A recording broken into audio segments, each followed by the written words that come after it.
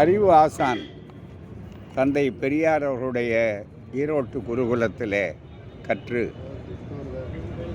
பேரறிஞர் அண்ணா அவர்களுடைய அரசியல் பாடங்களை எல்லாம் அவரை வழிகாட்டியாக பெற்று மிகப்பெரியதொரு திராவிட ஆட்சிக்கு ஏற்கனவே ஆண்டு அடித்தளமிட்ட நீதி கட்சி என்ற பெயராலே அமைந்த திராவிடர் ஆட்சி மீண்டும் உருவானது என்று அண்ணா உருவாக்கிய அடித்தளத்தின் மீது அதிசிறப்பான கட்டடத்தை அமைத்தார், எதிரிகள் நடுங்கும்படியாக.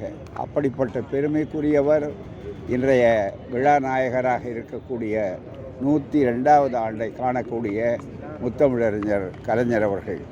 அவருடைய இந்த நாள் பிறந்த நாளை சிறப்பாக இந்த நாளிலே இருந்து அது செம்மொழி நாளாக தமிழ்நாடு திராவிட மாடல் ஆட்சி முத்தமிழறிஞர் கலைஞர் அவர்களாலே உருவாக்கப்பட்டு சிறப்பாக இன்றைக்கு ஏறுநடை போடுகின்ற அறிஞர், நம்முடைய இந்தியாவே பாராட்டக்கூடிய முதல்வர், சமூக நீதிக்கான சரித்திர நாயகர் ஸ்டாலின் அவர்களுடைய சிறப்பான ஆட்சியிலே செம்மொழி நாள் என்று இந்த நாள் அறிவிக்கப்பட்டிருப்பது மிக மிக பாராட்டத்தகுந்தது, போற்றத்தகுந்தது. காரணம் என்னவென்றால், தமிழ்மொழி செம்மொழியாக வேண்டும் என்ற தீர்மானத்தை ஒரு நூற்றாண்டுக்கு முன்னாலேயே நிறைவேற்றிய பெருமை நீதி கட்சி என்ற திராவிடர் இயக்கத்தை சார்ந்தது. 1918 முதல் முறையாக தமிழ் செம்மொழியாக பிரகடனப்படுத்தப்பட வேண்டும் என்ற தீர்மானத்தை டாக்டர் நாயர் அவர்கள் அங்கே முன்மொழிந்தார்கள். அப்படி இன்னும் பல தலைவர்கள் முன்மொழிந்தார்கள்.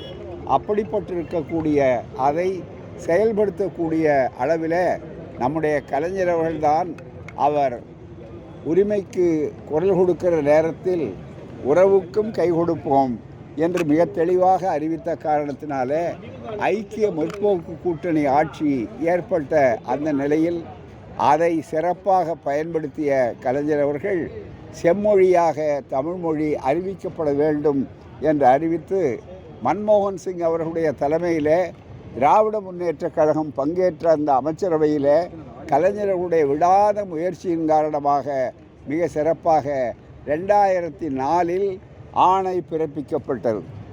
இன்னும் கேட்டால், தமிழ்மொழியை நீச்ச பாஷை என்று இன்னமும் கோவில்களுக்குள்ளே விடாமல் இன்னமும் மிகப்பெரிய அளவுக்கு இழிவுபடுத்தி கொண்டிருக்கிற அதற்கு காரணமான வடமொழி சமஸ்கிருதத்தை இவர்கள் உருவான பிற்பாடுதான், இந்த கதவை கலைஞர் தட்டி திறந்து வழியை ஏற்படுத்திய பிற்பாடுதான் சமஸ்கிருதத்துக்கும் 2005வது ஆண்டு இதை பின்பற்றி, தமிழை பின்பற்றி சமஸ்கிருதம் வடமொழி செம்மொழி என்று ஆனது.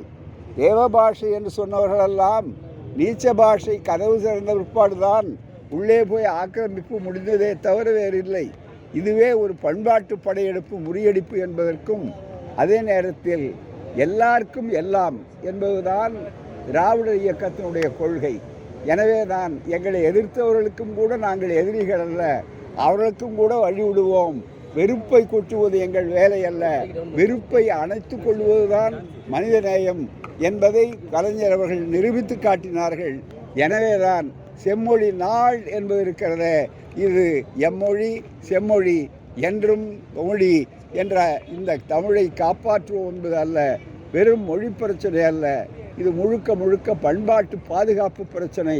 ஆகவே உலகம் முழுவதும் செம்மொழி நாளாக கொண்டாடுகிற இந்த நாளில் இந்த ஆட்சி, இன்றைய ஆட்சி மிக சிறப்பான வகையில் காட்சியாக இல்லாமல் இனத்தின் மீட்சியாக, பண்பாட்டின் ஆட்சியாக நடைபெற்று கொண்டிருப்பது வாழ்நாள் முழுவதும் பெருமைப்புகிறது. எனவே ஒவ்வொரு பிறந்த நாளிலும் ஒவ்வொரு அரிய சாதனை களத்தின் மீதுதான் திராவிட மாடல் ஆட்சி நின்று கொண்டிருக்கிறது. எனவேதான் இந்த ஆட்சியை வெல்லுவதற்கு இனிமேல் அவ்வளவு எளிதாக எத்தனை பட்டாளம் கூட்டி வந்தாலும், எத்தனை கூலிப்படைகளும் அடமானப் படைகளும் வந்தாலும் கூட நடக்காது என்பதுதான் இன்றைய நிலை. அதைத்தான் மானமிகு சுயமரியாதைக்காரன் என்று தன்னை வர்ணித்துக் கொண்ட கலைஞர்களுடைய பிறந்த நாளில் சூளுரையாக ஏற்போம்.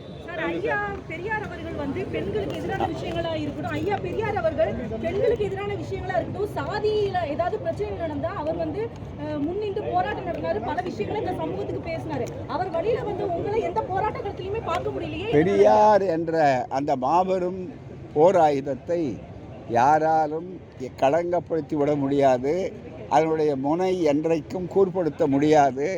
கத்தியோடு அவர்கள் முனையோடு அவர்கள் முனைப்பவர்கள் அவர்களுக்குத்தான் சிக்கல் ஏற்படுமே தவிர பெரியாருக்கு, பெரியார் பிம்பத்திற்கு, பெரியார் புகழுக்கு வராது.